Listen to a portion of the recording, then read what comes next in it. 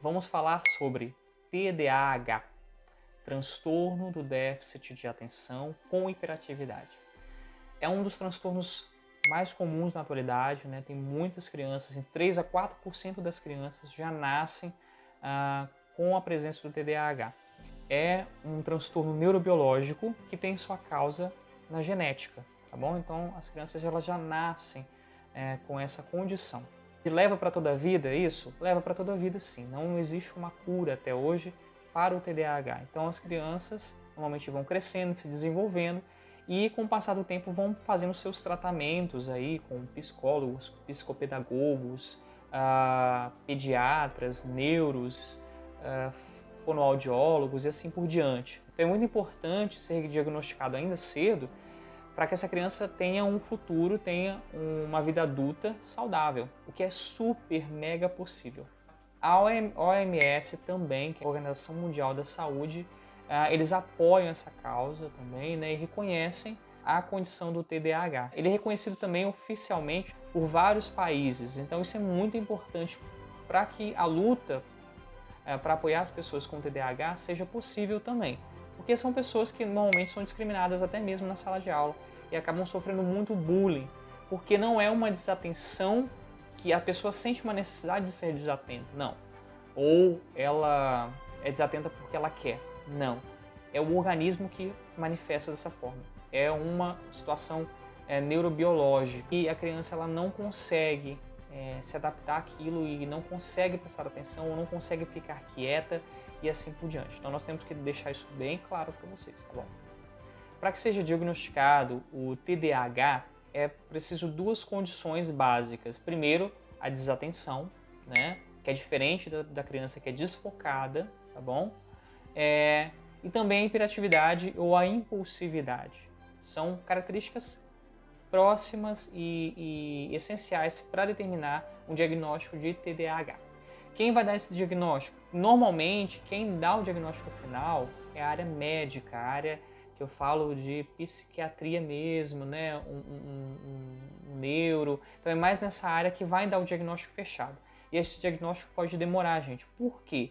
Porque se tratando de transtorno, ainda é tudo muito desconhecido, né? As causas também ainda hoje são estudadas ainda a fundo. Então precisa-se de um tempo, um certo cuidado para que isso aconteça. O TDAH, né, a criança que possui TDAH, pode possuir, muitas vezes, ou só a desatenção, ou só a hiperatividade, os dois também.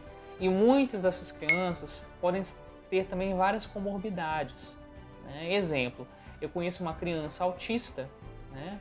Ela está dentro do espectro autista, porém ela possui TDAH também, né? Mas no caso o TDA, que é a desatenção.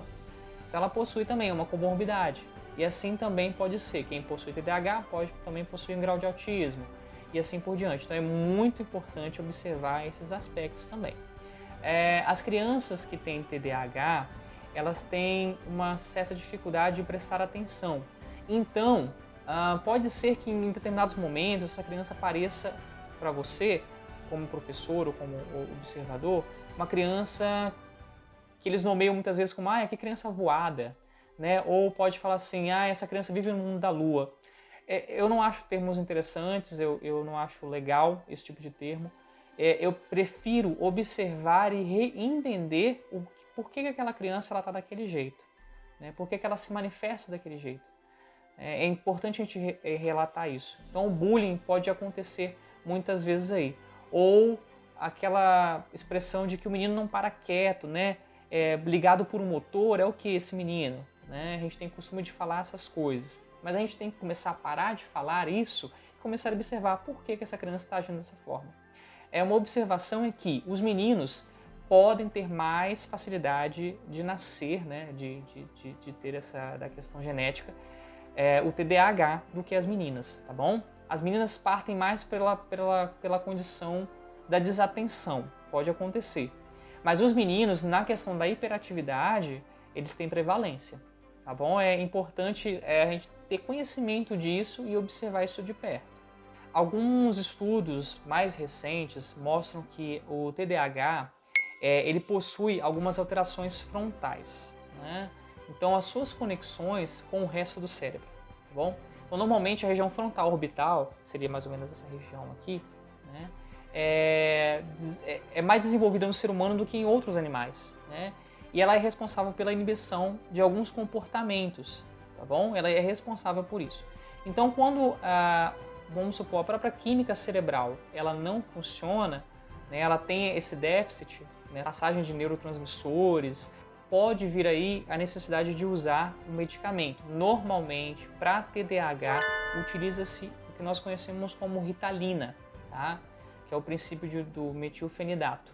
Então a Ritalina ela é própria para isso, porém ela não foi feita para isso. Ela foi feita aí, existe uma história que não vem ao caso agora, mas que foi feita para usar com soldados na guerra, né, para eles ficarem mais tempo acordados e tudo mais. Uma observação, quando eu falo da genética, gente, quando eu falo de princípios genéticos, né, não falo de uma responsabilidade, ou seja, o TDAH não é de responsabilidade genética, ou seja, ele não acontece por uma questão genética, tá? Deixar isso bem claro.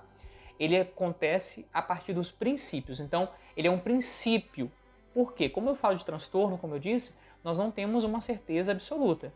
Tá? Então, dentro dos princípios do TDAH, nós temos aí essa questão. Na gravidez, mulheres, até mesmo os pais em geral, né? Os pais que consomem droga, consomem algum tipo de álcool também, ingere nicotina, tudo isso pode afetar sim o bebê de várias formas, tá, gente? O TDAH é o mínimo, ele pode, de várias formas horríveis, pode afetar o feto ali de uma forma muito negativa. Então, gravidez, tomar muito cuidado, não ter acesso a esse tipo de coisa.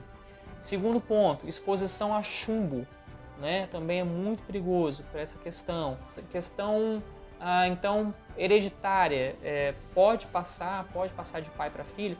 Olha, até onde eu li, até alguns relatos, é muito pequena essa chance.